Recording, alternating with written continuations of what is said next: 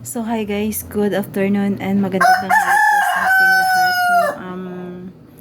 Ngayon po pala ay aatin tayo ng recognition ni Mimi, anak ni Sergeant Condrado Agapinan. So request po niya tayo ngayon na samahan natin ang kanyang anak na magre-recognition. So for my videos today, for my vlog today, March, itsa tayo ngayon, March 8, okay, March 8, 2005, aatin tayo ng recognition ni Mimi dahil tayo yung natawagan at naswertihan na sasama, charot.